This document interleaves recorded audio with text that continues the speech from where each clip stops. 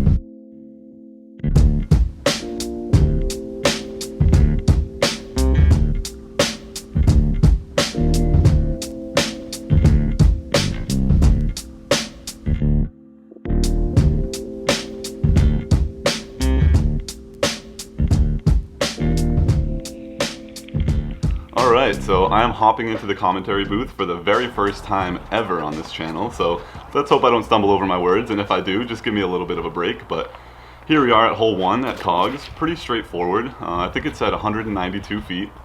There is an OB road to the right side of the basket, about 30 feet to the right, so you don't want to leak right or else you will end up out of bounds. First shot was Chris, who's a lefty. Now we're seeing Stevie, who's a righty, who has a ton of distance with his backhand and a pretty consistent flick. Next up is my partner Cody, who this is actually the first time that I ever had met him, you know, formally and played with him, so I was curious to see what his shot selection would be like. And as you can see, he ends that one up probably about 20-25 to the left. Here I am throwing my tactic on a nice little soft flick. As you can see, got the angle over just a little bit, and it did flex out at the end and left me probably about 15 feet. Here we have Stevie lining up about a 15 to 18 footer and takes a brutal spit out on the first hole of the day. First putt on the first Putting hole, a little bit of pressure on Chris. You know, I know it's just a 15 footer, but after seeing your partner spit out, it can be a little bit nerve-wracking. And he ends up sinking that one home. Yeah, good stick. Still got the 2. Would have been unfortunate to slip that one away and take a 3 on that hole. Cody taps us in for bird, and we both take 2s to start the round. Next hole, hole 2, is a slight dogleg to the right. It's probably like a mid-range or a putter shot. Just perfectly as you see Stevie show here. You just want to throw it up there nice and high and let, you know, something that has some natural understability get some high-speed turn and nestle yourself up right to the basket. This is actually a great lefty hole, except if you flip it up a little bit too straight, there is a big hill on the left that you will roll down. So as good as it is for a lefty, it can still be a little bit tricky. Seeing Cody here, it looks like he might have gotten over on his putter or mid-range just a little bit too much. That looked good, a little short maybe? Okay. Here I am throwing my KC Pro Rock, which at this point is super seasoned and beaten in, so I'm just going to try to give it a little bit of height and let the disc do the work for me. And as you can see there, I actually kept it a little bit lower than I wanted, but it was able to penetrate forward enough. So I think that this is Stevie's lie, actually, it looks like a yellow disc, so I'm really not sure whose lie that was, Yeah, but nice putt. that's a really good 25, 28 foot death putt. There's a big drop off behind that basket, and starting off early in the round, that's a great putt to sink. Here's Cody looking at my lie from about 18 to 20 feet, also with a death putt behind the basket, so I was really happy to see both teams convert their putts on that one. Hole 3 is one of the hardest birdies on the entire course, 384 feet, finishes straight, if not to the left, just a hair, and there is an OB road that runs along the right side, which I think he ended up finding. There right is OB there. right, and that might have found it. It's really easy to leak over into that right side, especially on a lefty backhand or a righty forehand shot. So the preferred line is probably kind of what you're seeing Stevie do here. He left it a little bit low, but flipping over that backhand shot and having it finish left at the end is probably the best shot, except this is a really hard hole. And as you see Cody there, he left it just a little bit inside on that turnover shot, and he caught that tree. Here I am throwing my DD3, and that was, I think, my first power flick of the day, and just turned it over a little bit too much and ended up catching that same tree that Cody caught. And this is a really hard scramble for par from where we are here, so as you can see, Cody just kind of had to punch through that wall of trees, and there really isn't a great defined line to get to the basket from where we are here.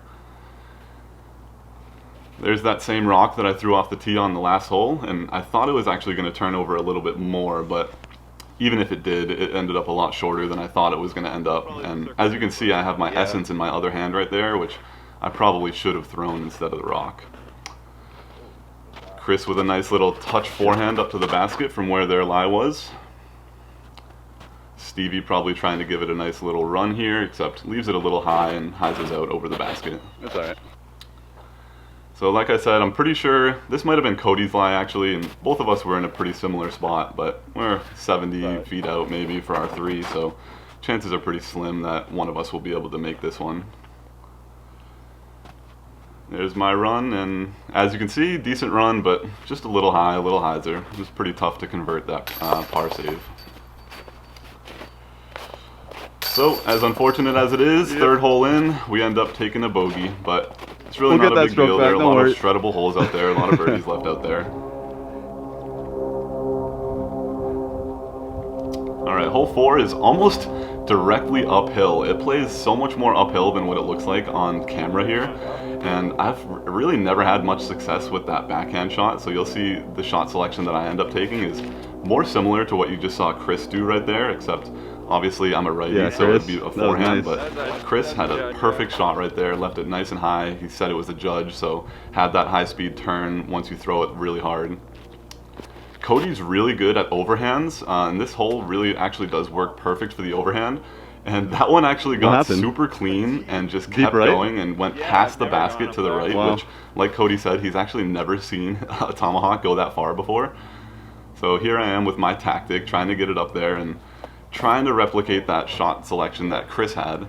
And as you can see, I left it a little bit low and it kind of worm burnered on the snow there, so this is a good shot of just showing how elevated this hill is because of how they're trekking up the hill there.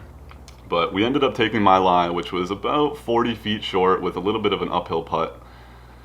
And as you can see, Cody left it just a little bit to the right, so leaving me a good opportunity to run this with full speed.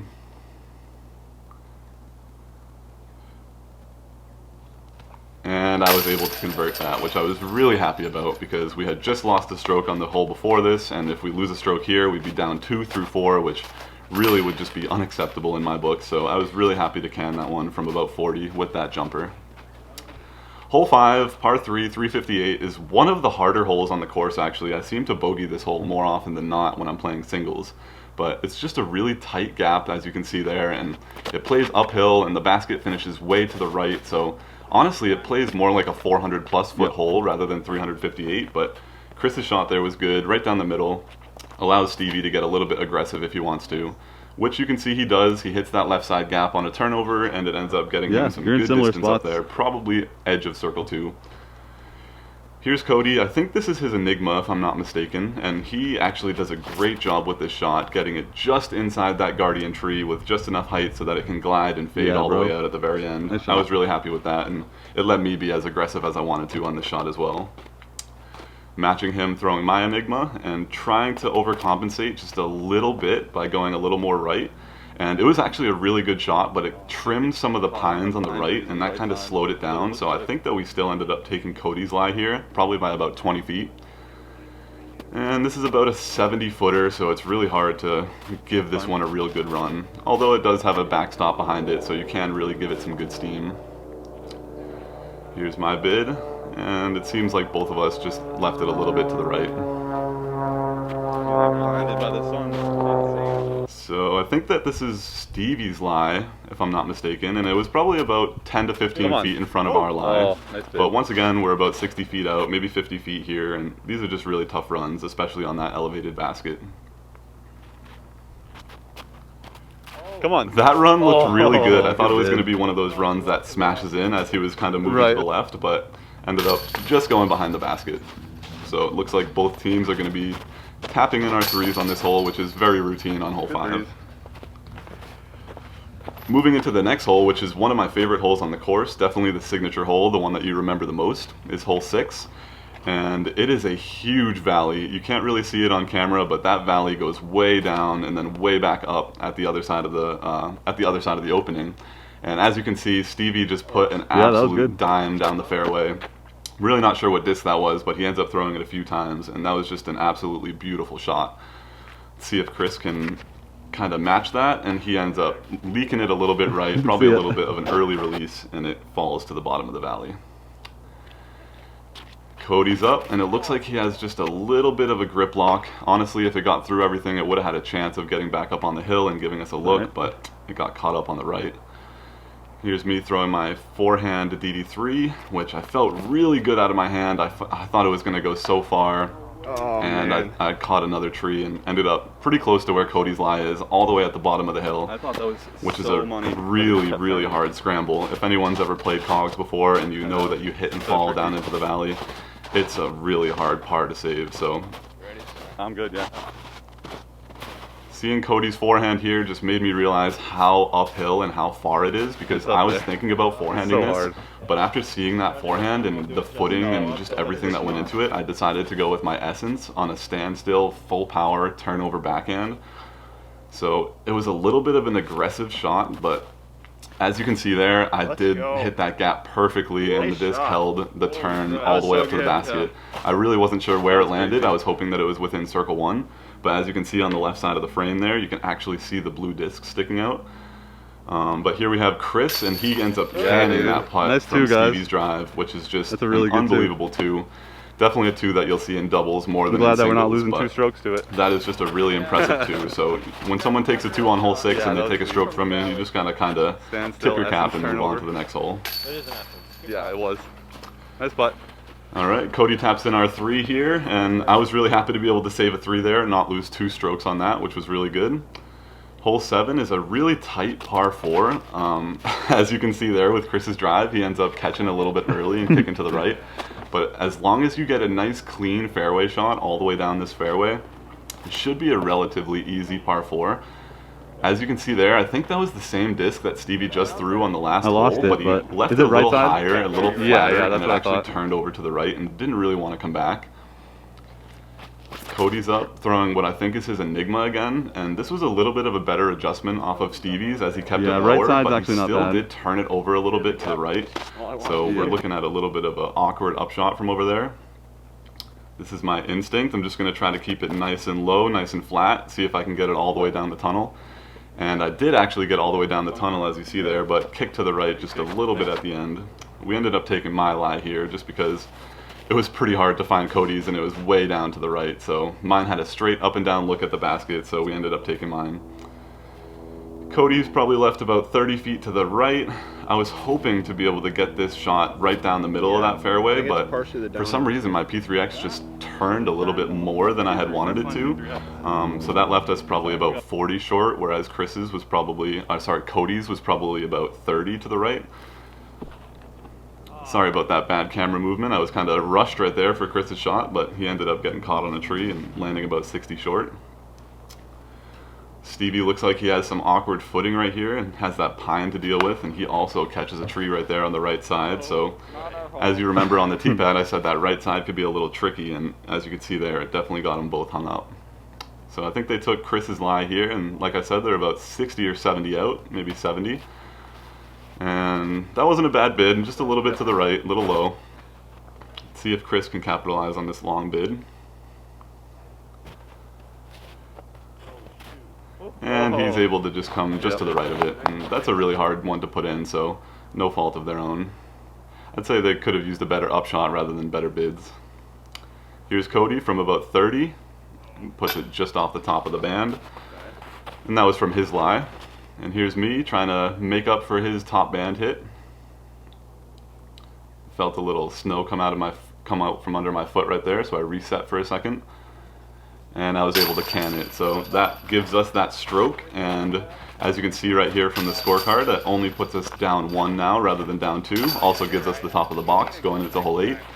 So I was really happy to be able to walk away with a 3 on that hole and take a stroke from them. Hole 8 is probably one of the easiest holes on the course. Nice and straightforward, 190 feet. Usually a putter or a mid shot, but for most people it's a putter shot. And as you can see there, Cody just drops it right underneath the basket.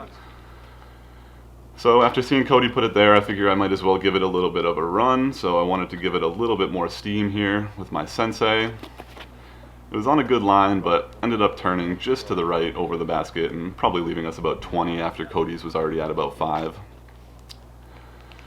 Here's Stevie with what looks like a putter, but I'm not sure what type of putter it is, and he ends up putting it right there as well, probably about 8 feet from the basket. So, like I said, 190-foot putter shot. It's pretty straightforward, especially for doubles teams. And as you can see there, Chris just flashed chains. He was so close there. And we figured to give a couple ace runs after that. So we'll let you see these ace runs. Nope. Nope. Nope. See it. Judge number 2. Nope. 3. And none of us were able to really come close on those ace runs. Whenever you say ace runs, you pretty much never actually come close on an ace run. Aces usually come on just like an errant shot that you feel like is going to fly past the basket, but instead it just slams the basket and sticks. Here we are at hole 9, downhill, 360 feet. The downhill really plays a big factor in this hole. You can throw like a putter or a mid-range, kind of like you saw Cody do there, and just let it coast all the way down the hill. My technique's a little different. I take out my MD5 or maybe my FD3, throw a nice little flex forehand, not super hard, and just let it play down the hill as best as it can. As you can see there, my MD5 did get some good flex and came back at the very end with a little bit of a skip. We thought it was going to be closer, but... Hello, darkness, my old friend. I've come to talk. There's Stevie trying to give me a little fist bump after a good shot, but I just completely didn't even see him going for it. And that looks like a good shot down the right side of the lane, which is a decent miss actually, because it gets pretty open down there if you were able to make it through everything.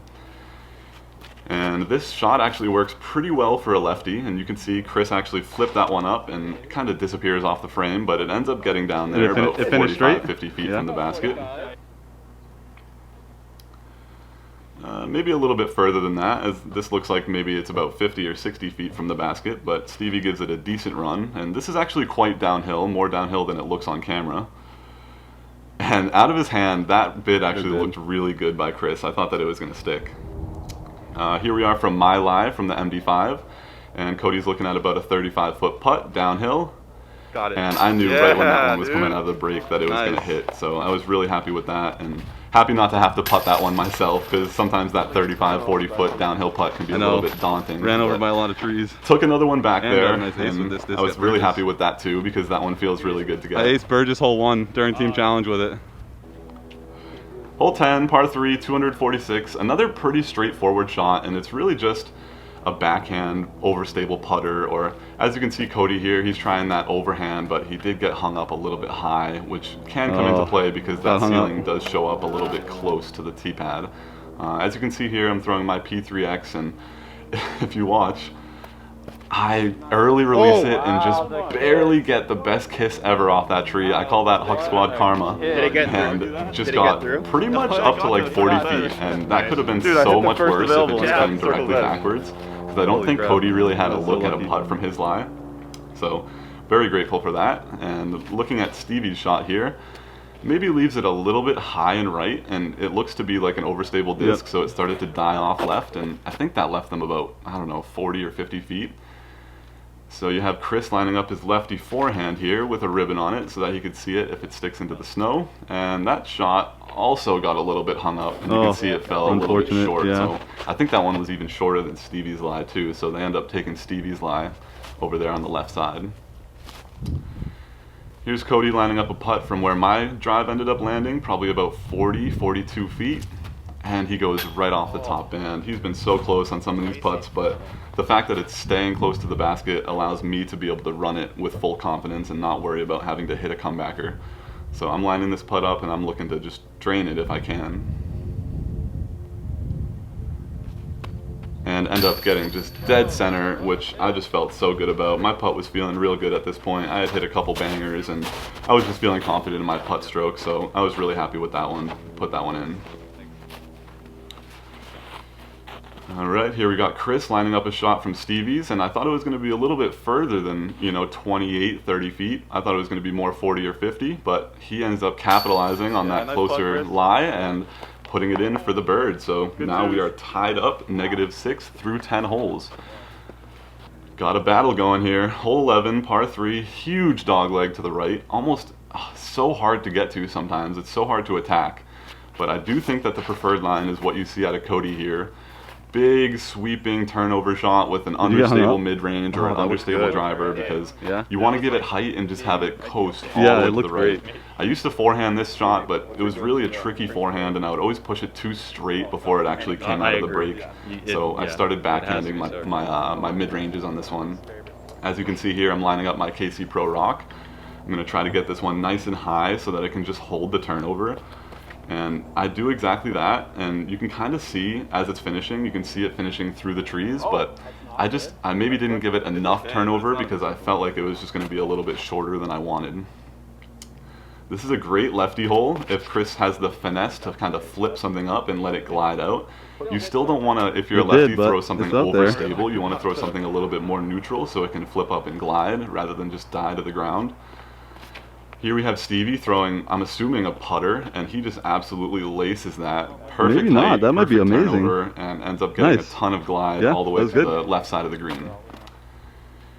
This is where my lie ended up landing, probably about 50 short, maybe 55. And once again, Cody is just right on line, just a little bit low. His putt has been great. It's just been an inch or two off, whether it be high or low. So once again, trying to give this a good run and just leave that one just a hair to the left. So we end up letting that one kind of slip away. Here's Chris lining up about a 35-40 footer with the sun in his eyes. See if he can convert this one for a nice 2, take a stroke back on us, and goes right off the top band, kind of like we've seen Cody do a few times. So Stevie's stepping up with his sunglasses on, good adjustment with that sun shining right into their eyes, and has a great stroke and a great putt, and just so unfortunate. Ends up hitting a little top, but just ends up spitting all the way through, just missed the pole, and just went through all the chains on a little bit of hyzer.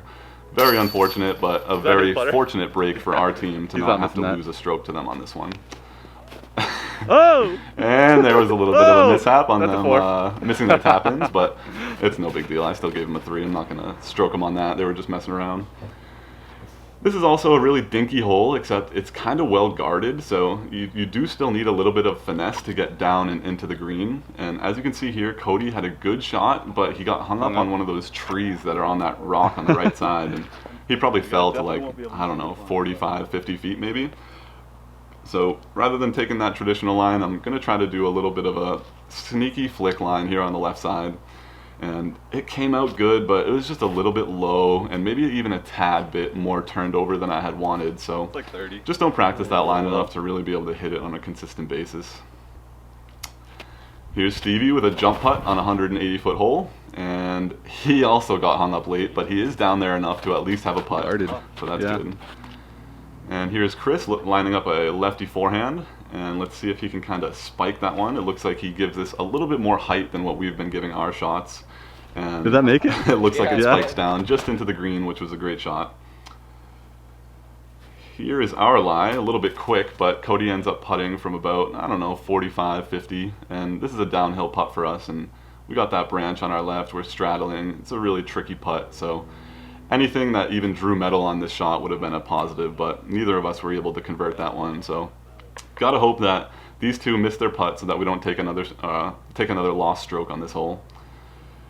And Chris ends up leaking his putt just a little bit right, and it is up to Stevie to hit this nice circle's edge tester putt to take a stroke on us. And that is exactly what he does. Just barely sneaks it over that top rim and just puts it in for the 2. And Cody ends up trying to toss this one in for a little tap in and ends up spitting out right side on him. So I just got to tap in this quick little 8-footer. And no way we're missing that and giving them 2 strokes on this hole. So tap that one in, moving on, down 1. Into hole 13, which is a pretty straightforward hole. Very straight, a couple hills in the way, but really take out your favorite mid or your favorite overstable putter. Give it a good shot, and you should be up there for a look at it. That could be OB. Is there an OB over there? Chris turns his over a little bit more to the left right than he now. had wanted, It's the so water Stevie's line, going to yeah. have to try to adjust off that and get him a little bit closer. And as you can see, he leaves it a little bit lower than he wanted, and he hits that hill right in front of the basket and stops him as well, probably about 50 feet short. Here we got Cody lining up another overhand, it looks like, and he hasn't had much luck with the overhand today, and he still isn't able to find it there. And as he says, he goes, "That's the one thing I'm good at." And so it was kind of surprising to see him kind of fluff a few overhands in this round.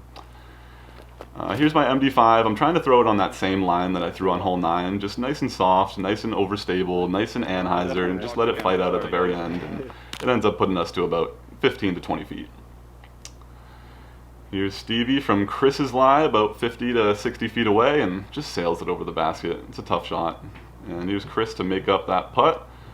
And once again, just sails it right over the top. And that's a tough putt to make. They're putting uphill from about 50 or 60, and Chris has a frustrated second putt and ends up canning that one, but doesn't matter. Here's Cody tapping in our shot from my MD5 lie, and he ends up taking the bird, so we end up taking a stroke back, and we are tied up at 7 down, moving into the last 5 holes. Which is just really cool, actually, to see us kind of battling and shredding. It was really fun. Hole 14, probably the quirkiest hole on the course. Really tough. There is a defined fairway, but it's really tight, really hard to hit. Cody's trying to hit it here on the right side and ends up just getting caught up and kicking to the right, so probably good at all the first. way into the previous hole's fairway. So my play on this is just to try to play a safe forehand up the middle, play it for 3. Sometimes you have a long look for a bird, but most of the time you hit this gap and you just get up there to about 100 feet, lay up for your 3. It's just a really quirky hole, so I try not to put myself into positions where I could get into trouble on this one. Here's Stevie. I think he's going for the right line, and it looks like he leaves it just a little bit too low, a little bit too hyzer, and gets caught up and kicks to the left. Here's Chris, maybe trying to replicate my forehand line. I'm not sure which sort of angle he's going for here, but he ends up leaving it just a little bit inside as well, and also got caught up and kicked to the left. So yeah, Chris and Stevie are going to be looking at some scramble work on this hole. As you can see, Chris is kind of sussing out what sort of upshot he needs to throw. They're probably still a good 150 feet out, and he ends up weaving this one all the way through all the trees there on the left side of the fairway and puts them probably to about 18 to 20 feet. So that was a really, really good shot. I'm sure Stevie was happy to see that one. Here's Stevie lining up his shot, maybe trying to run it a little bit after seeing Chris get a little bit close, and he ends up leaving it just a little high, a little left, but it's still up there, and those are 2 good scramble shots from where they were at. As you can see, we're left about 80 maybe about 70, and it's a tough lie, straddle with that bush behind us with a couple trees in the way, so for us to just give decent bids at this one was really all we could ask for, but we're both up there for our par putt. Here's Stevie tapping in a 20-footer, maybe 22-footer, and that was a great 3 for them to save. I was low-key wishing that they botched their upshot again so that we could take another stroke on that one, but Good 3. always got to commend a good 3, and that was a good scramble. Still so. even with 4 to go. Tied with 4 to go, baby. It'll make for a good episode. Yeah. Just making it interesting. Now we're gonna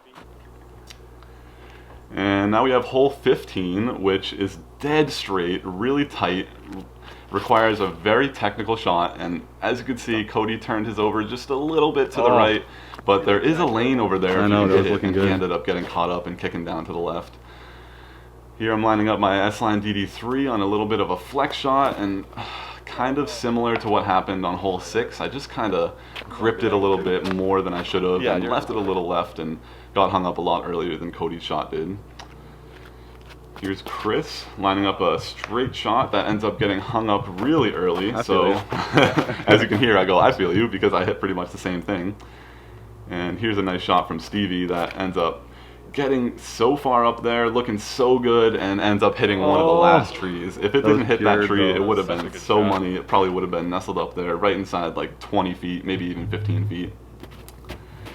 Oh, Cody giving our shot a long bid from probably about 60 or 70, maybe 70 actually. And I'm going with more of a standstill, kind of like a throw approach rather than a little bit of a jump putt. And that one came so close. Out of my hand, I felt that was so good. And that would have been so sick to hit that putt to put some pressure on them. So this is where Stevie's ended up landing, probably about, I don't know, 70 feet out as well, maybe a little bit to the left of where ours was. And Chris gave a good bid and leaving the kind of the green light open for Stevie to run this one with all the steam that he wants to. And he ends up draining it on that beautiful step putt. Probably, like I said, 70 feet, all of 70 feet, maybe 80 feet. With that bird chirping super loud, too. He ends up cashing it, taking a stroke on us, and that was just a heartbreaker, honestly. Nice. But a really good putt by Stevie and a really good stroke to put them up one stroke. Tapping our par, and we are moving on. 3 holes left, down 1, heading into hole 16, which is a very difficult hole. Like you see on the screen there, plays like 320, but only says it's 215 on the tee sign. But it plays almost directly uphill with very minimal lines to actually hit. The designated line is probably that line you see there on the right side. Although it's only like a 8-foot gap, that's probably the best and highest percentage line to go after with a right-hand backhand. Both of them got up the hill. Stevie's was a little bit short, but Chris has actually crested the hill, and I thought it was going to be pin high left, but ends up being a little bit closer than I had expected. Here's Cody with just an absolute pure shot. That line perfect. I think the Enigma again, that maybe was a Shrike, but it was one of those 2 discs, and that was just an absolute perfect shot right up that right sideline. And I'm trying to go for my DD3 here, and as you can hear, I got the no, and I just left it too low. That hill can be so treacherous normally, never mind with all the slush and ice that we just had to trek up. Yeah, you don't respect that. No, you don't. Until you're here, and you have to do it yourself. And especially at the end of the round, that is so tough. I'm about to take a break. Here's Cody putting from his lie from probably about 28 to 30 feet. And he ends up putting that one home, which was awesome to see. He had a couple top band hits, a couple front cage hits. Nice job. He ends up earning that solo 2 on hole 16 for us, which was just absolutely huge for our score and just to keep us involved. And this shot by Chris ended up being way closer than I thought it was going to be. After cresting the hill, I thought it was going to be like 50 left, maybe pin high, but ended up being only about 20 left pin high with a little bit of a downhill putt. So I would have missed that. They capitalized on that, and we see a star frame on hole 16, which is pretty uncommon, honestly. That was really cool to see. Moving into 17 here, which is a really tough par 4, drops off really hard to the right after you hit this initial fairway. Chris leaves it just a little inside, kicks left, but they end up having a little bit of a lie from there. And let's see what Stevie does here. He ends up almost having such a perfect shot. If that just turned just a hair more to the right, it would have hit that line and it would have gotten almost all the way down the hill. Here's Cody.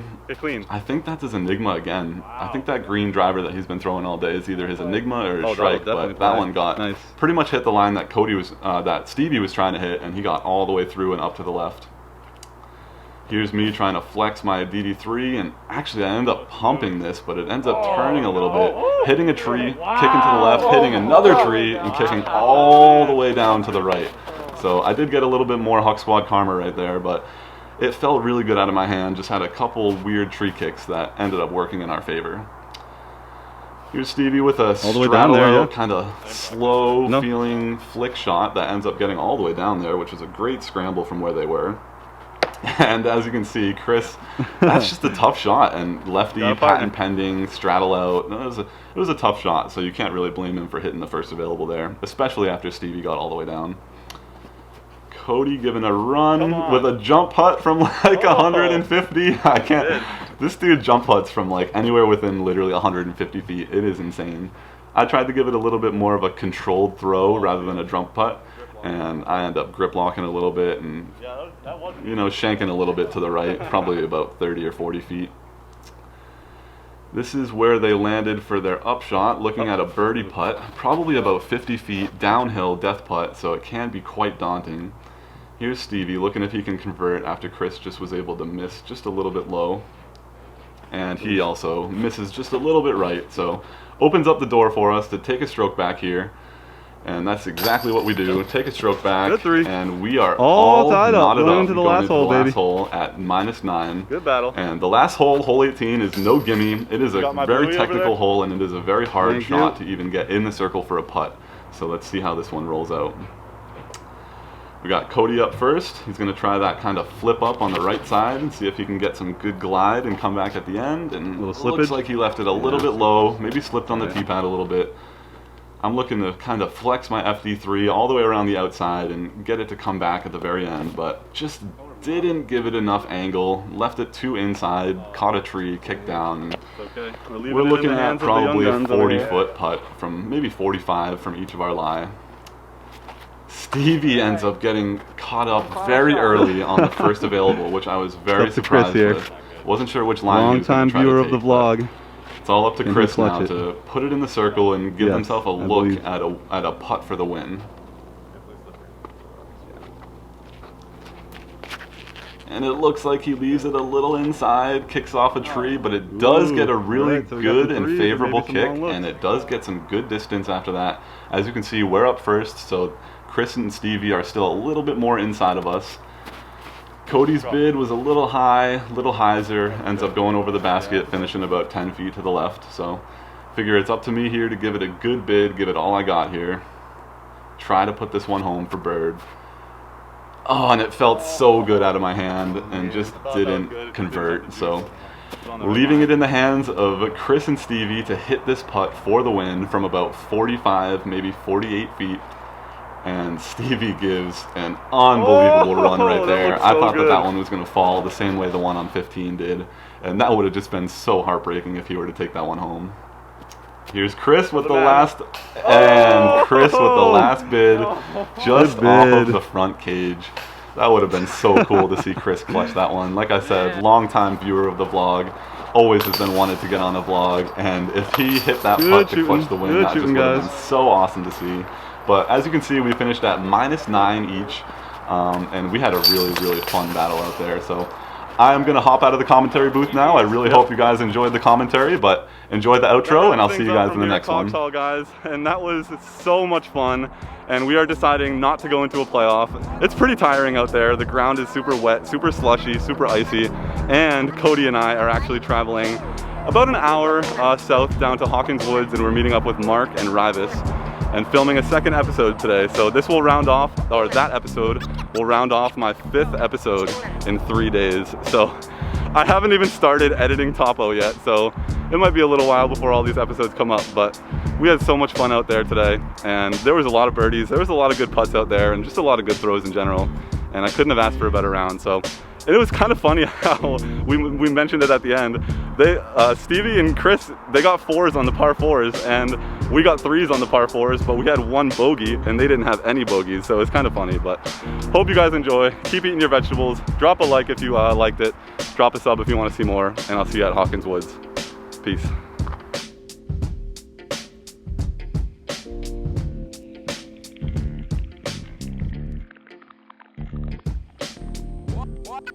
What?